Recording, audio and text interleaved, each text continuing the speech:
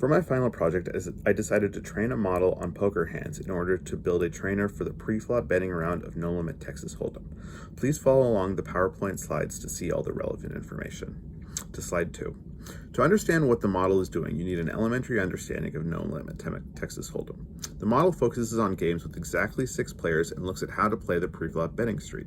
The decision around raising first depends on the size of the big blind, your position at the table, and your hand. It's important to know the names of the positions, and looking at the image in the slide, the action will start to the left of the big blind with under the gun, then go to mid position, then the cutoff, then the button, and finally the antes, the small blind and the big blind. Next slide.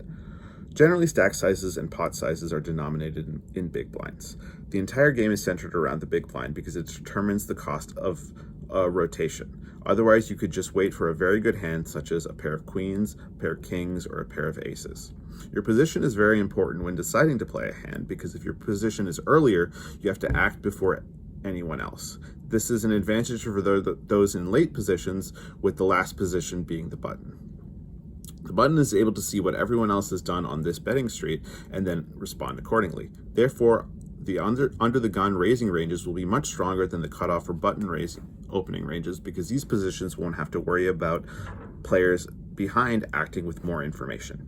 If you look at the image in slide 3, you can see that the VPIP, or voluntarily puts chips in pot, slowly increases from 12 to 15% for under the gun up to 40 to 60% for the button.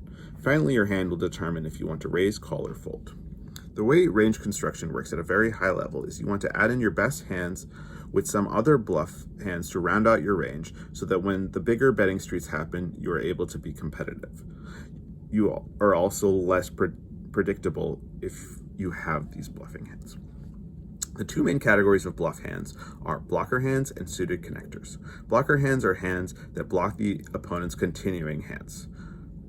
For example, if you raise and an opponent is only continuing with ace, king, and a pair of aces, then if you have any ace, you significantly reduce the chance that they will call your bet or re-raise your bet. Suited connectors, such as 6-7 suited, 7-8 suited, 8-9 suited, etc., are hands that are that have better playability than offsuit hands that have better absolute strength, such as ace-9. This means they're able to have more drawing hands that can play aggressively to put pressure on the opponents to fold. And if they make their drawing hands, they can extract a lot of value from strong hands. A hand like ace-5 suited ends up being a premium bluffing candidate because it has blockers against strong value hands such as ace, king, and a pair of aces. This hand also is suited, so all of the flushes are the best flushes, and it is connected so it can potentially make straights. An interesting thing about range interactions is this means that ace-5 suited is a stronger hand than ace-6 suited or ace-7 suited, even though their side cards are higher.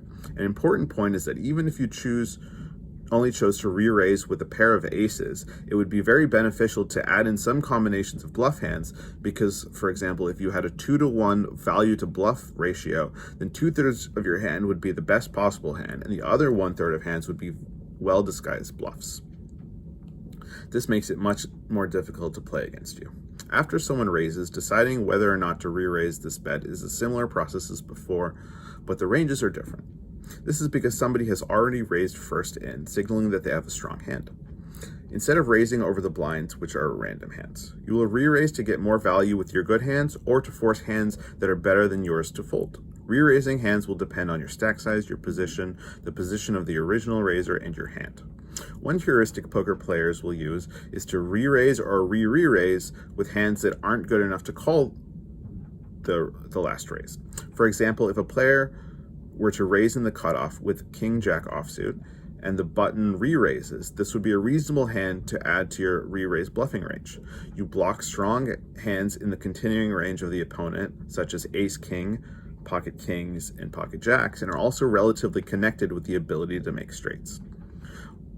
One big blindside in the model presented is that it ignores the implications of future betting rounds, which is very important.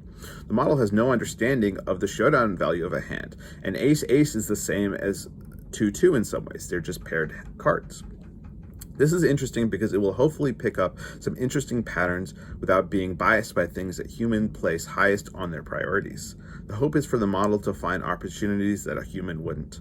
The goal of this model is to build a training tool for the pre-flop betting street. Next slide. The problem that the model is tackling is to build a training tool for the pre-flop betting round of No Limit Texas Hold'em. This model will take hands played by a player, ideally more than 10,000, and input them into a fully feed-forward connected model that will use regression to predict whether the agent would re-raise a specific hand. The output will be heat maps overlaid on a range chart with lighter colors indicating a higher frequency play. To slide 5. The data source for this project were hand history files generated by the online poker site America's Card Room. As you can see, a hand history file is basically a bunch of print statements which displays all of the relevant information from a hand in a human readable format. The relevant information would include hand number, game type, the big blind amount, the date, where the button is, the stack sizes of all players, and finally all of the betting actions in the pre-flop betting round. The first task was to transform the data into a machine-readable format so that it can be pre-processed into a NumPy array and finally input into the neural net for analysis. The relevant data is stored in the game dictionary. The individual games are returned as a giant list of variables. I decided to add in some timeout clauses to add the ability to have a time-based error in case one of the loops gets stuck in an infinite loop. The timeout is a timestamp for when we are done, and if more than 1 minute is spent on a single file, the program will halt. I used a generator, which is a list that doesn't know what all the elements are when you create it. It doesn't initialize until done with the entire thing. Unfortunately, because the model doesn't really understand the concept of showdown value, earlier versions of the model saw that the primary agent had less than 20% VPIP and quickly decided that no hands should be played since most hands would have a negative expected value. This would be dominated by the option to fold and keep the expectation at 0. I decided to duplicate hands that were played by a factor of 5 so the neural net could focus more on the specifics of the hand rather than the bias it had developed to fold all hands. The next step was to pre-process the data, take the information from the game dictionary and store it in a single NumPy array for input into the neural net. This will extract cards, check if they are suited and paired, and all other relevant data discussed in the input data section. Everything is passed into the NumPy array in an arbitrary order. This is okay because the project doesn't use any convolutional nets. Otherwise, the model would have strange outputs from trying to explain why stack sizes are adjacent to the isSuited variable. In this step, it was also necessary to normalize the data because neural nets are best when dealing with numbers that are similar in magnitude to each other.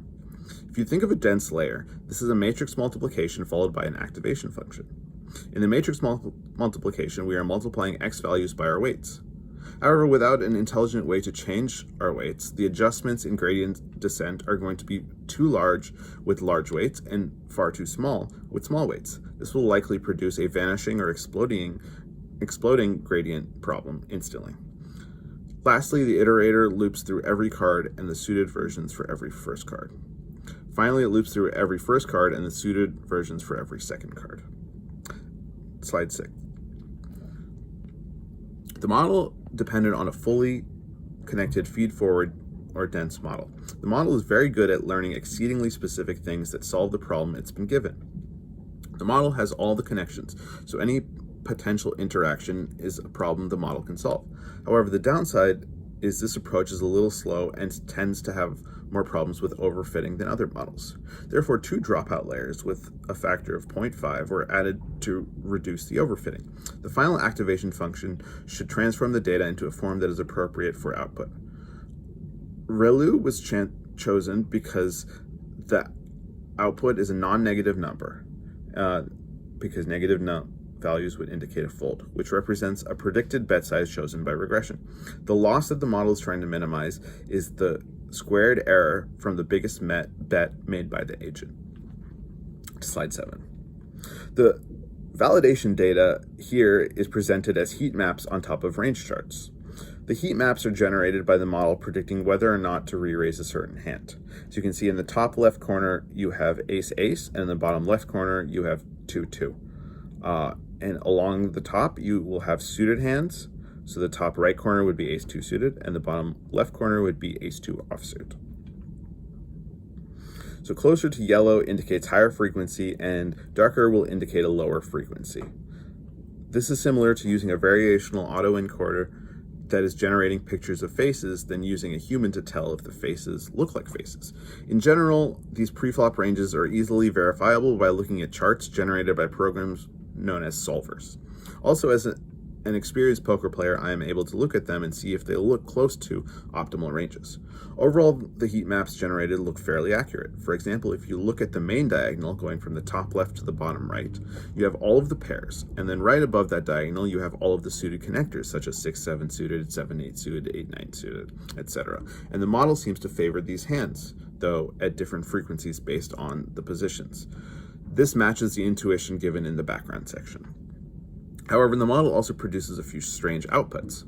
For example, in the first chart, the 3-bet small blind versus cutoff, the model has found that ace-5 suited, a pair of queens, and ace-queen suited strictly dominates ace-king suited, a pair of kings, and a pair of aces. In the second chart, which is 3-bet button versus cutoff, the model found that ace-5 suited and a pair of jacks strictly dominated ace-king suited, a pair of queens, a pair of kings, and a pair of aces. This is obviously wrong. In the fourth chart, the cold 4-bet, the small blind versus the button versus the cutoff, the model found that ace-king suited, a pair of queens, and king-10 suited is strictly better than a pair of kings and a pair of aces. And in the fifth chart, the 3-bet, the big blind versus the button, the model thought that ace-king suited was strictly better than a pair of aces. These were likely a result of not having a large enough sample size. There were some other interesting things that emerged as the model preferred jack-5 suited to jack-7 suited. Even though nowhere in the input data were these hands re-raised, the model must have seen that suited fives have very high value because of ace-5 suited, which is the strongest bluff candidate and better than any other suited ace as a bluff candidate. It shows in the first chart where ace-5 suited is strictly better than ace-10 suited and better ace suited.